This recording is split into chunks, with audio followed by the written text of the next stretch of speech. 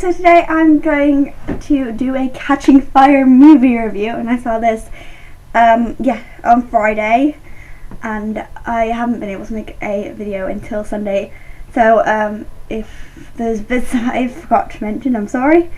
The first thing I will say is I've never seen a book to movie adaptation that was as faithful as Catching Fire was.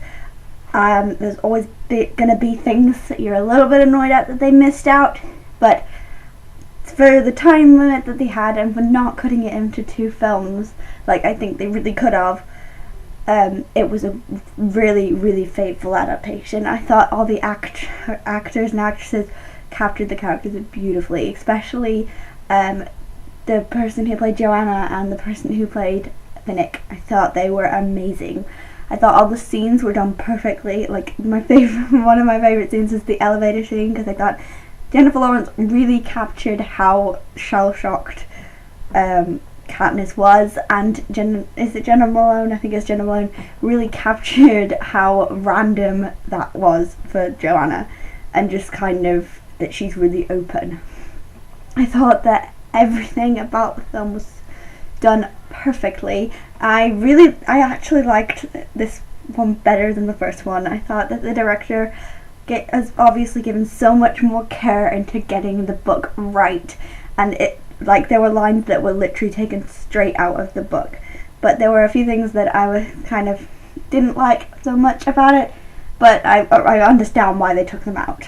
For example, in the arena, there will be spoilers in this review, by the way. In the arena, after Peeta has just said that Katniss is pregnant, in the arena in the book, they're like reminding her that she's pregnant, and she holds her stomach and says to try and get sympathy from people in the capital, and it works. And in the film, as soon as they got into the arena, they did not mention it. It got mentioned that one time in the interviews, but that was it. Nothing else came of that, and I thought that was probably annoying for the people who didn't know that it was a plot, because my friend in the cinema really thought Katniss was pregnant and was so confused about why it was never mentioned again. And I think that would be confusing in Mockingjay as well, if you didn't know it was a bit of a scam thing.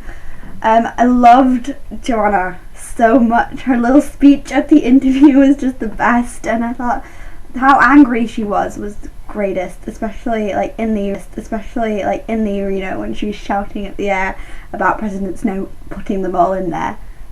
I thought the Jabberjay scene was probably the best acting from Jennifer Lawrence, because you really captured everything, but I thought there could have been a bit more of Finnick's about Annie, because I really love Finnick and Annie's story, and I don't think it's shown enough in Catching Fire.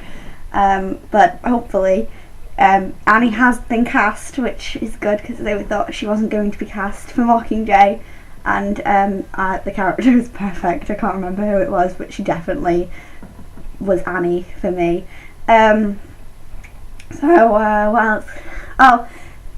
kind of annoyed me that they didn't show is it Plutarch's watch, because I thought that was a big clue to how they were going to do the games, but everything about the games was done really well. And I thought, what was the other thing I was kind of annoyed about? Oh yes, there were too many Gale kisses, whereas in the book she kisses him once because he catches her off guard, and the second time when he has just been whipped and she's really thought he was going to die or something, and that is it. But in the film, she willingly kisses him multiple times, and I hate Gale, so that might just be my preference for Peeta. I don't think there was enough of the romance with Peeta, and I just thought, I love Peeta, and I find it so sad, again, spoilers, that this film is the last time in the films we will see him completely sane and in love with Katniss. And when she said see you at midnight, and I was just like crying, me and my friend were crying our eyes out, because it was heartbreaking. We know that they won't see each other at midnight. Well, I think the Sugar Cube scene was amazing, as well as the elevator scene, which I've already mentioned.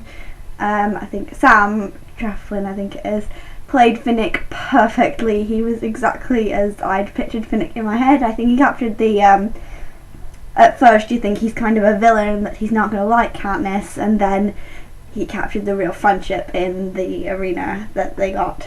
I love the monkeys, although the scene in the water kind of was a bit weird, but I really loved nearly everything about this film.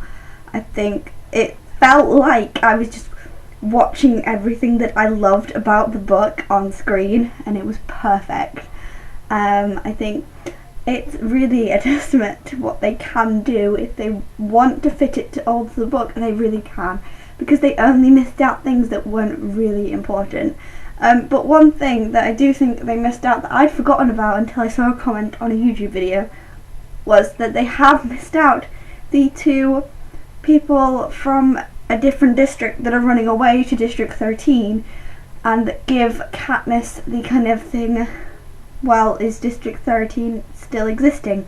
But I think that was because in the book it made Mockingjay very obvious that they were going to go to District 13, and I think it needed to be a bit more of a shock, but again, don't think they got that shock right, because my friends who haven't read the book were really confused at what District 13 was, because they've never mentioned that District 13 was blown up and doesn't exist anymore, so I thought that was a bit annoying. But other than that, I thought all the actors were amazing and captured the characters beautifully. I loved all the interview scenes where they all got angry or sad, and I loved the holding hands bit, and I cried about 6 times during this film. It was so good, and I'm definitely going to go see it again. So that was my review of the Catching Fire movie, so I will see you next time, probably in a book review. So see you next time.